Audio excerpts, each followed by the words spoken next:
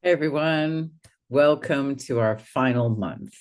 I'm entitling this month Creative Resilience Technology. So I'm going to just read a little bit about what I wrote as a launching pad to talk to you a little bit about it. So creative resilience technology is a fancy way of saying that that's how we use our innate creativity as a way, as a key into rejuvenating our thoughts in order to think and tell our story of transformation with a fresh perspective full of hope and creativity towards the future. It's the fun part. Now we get to practice. We get to practice within a safe and sacred space, and we get to tell our story of how you turned your trauma into a transformation. So now, what is emerging? What is the story that your body is telling you? And what is the story your body wants to tell others? How does hope play with you in this new dance that you're dancing? Okay. So, first and foremost, resilience. Resilience is a place inside of our bodies where we're able to function, we're able to survive, we're able to see a future. And part of the work that we've been doing for the past couple months has been about feeling, about talking about our stories, about talking about what's been going on and really feeling it, sharing our story of pain, sharing our stories of trauma. So, in this final month, I want to encourage you to think about the story of your future, who you are in your imagination, in your future. What is your identity unfolding into the future, into the story that you want to tell? So here we have three separate parts. First part, what is the story of your past? What is the story of your present?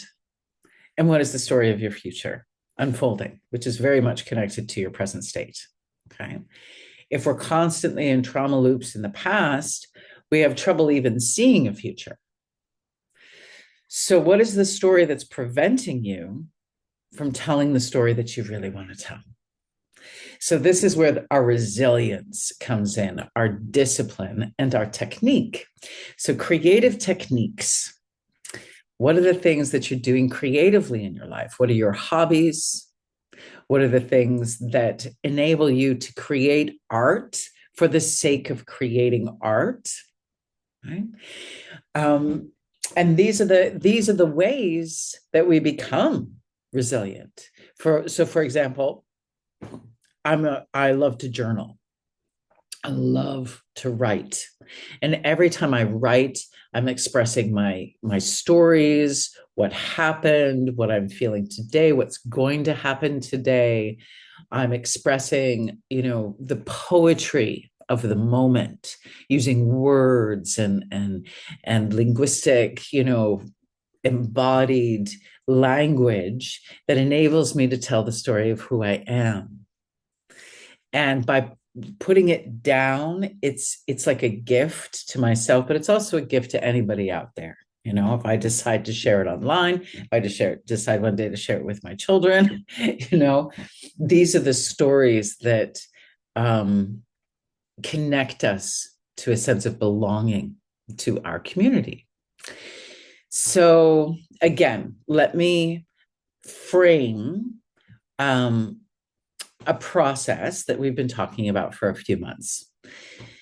Our patterns turn into habits. Our habits turn into hobbies. And then we start to develop some craft. Yeah. We need technique at this point in order to go to the next level, right? Once we have developed our technique and we're kind of called to keep going, there's this process of becoming an artist in the world. And our artistry is for the sake of art, the idea of being an amateur for the sake of.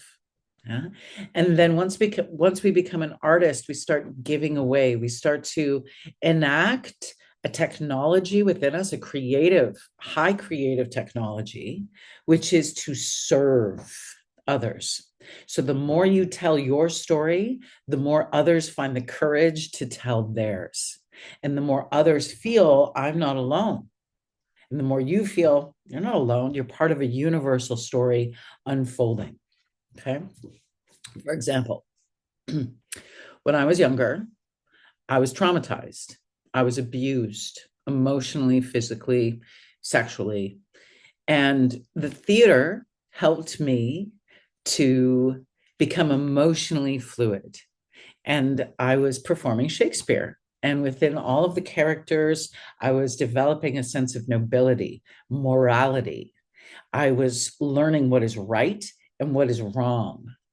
And I had an enormous scope of language now that I had developed through being within a very safe container to play out the stories of humanity in connection with an audience.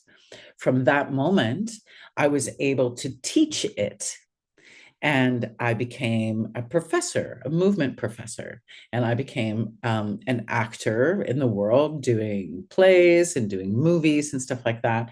And from that moment on, I was able to develop a different sense of love. I found a partner. We've been married for 20 years, and we've got a couple kids. And then I decided I'm going to be a mother. I stopped my acting career. I got a yoga certification. I discovered the groove. I discovered dance. And I just took a deep dive into serving my children. Now they're old enough. And I decided at one point that I was going to become a psychotherapist. I was teaching at the Toronto School of Theology. I was teaching ministers performance skills, text, and audience relationship. And it was a very sacred act to teach in this school. And then a master's in psychotherapy and spiritual care came up, and I just jumped on it. I knew that if I did it part-time, I would be able to take care of my children as a psychotherapist later on. And here I am right now. So my journey from being traumatized, the depth of that grief became like a launching pad towards the study of psychology, the study of movement, the study of art, and how to express ourselves in all of its facets, all the emotional scale. Yeah, I became an emotional Olympian. Really try to understand myself and in tune to understand you, to understand others, and to sort of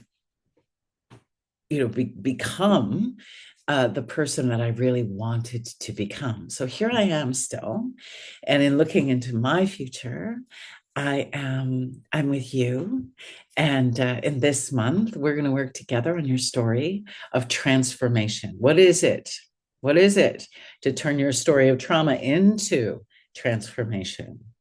Even if it isn't happening right now, by telling the story, you're giving your mind an opportunity to try to figure it out. And that's a high creative principle, to trust that the story that you're telling yourself is possible.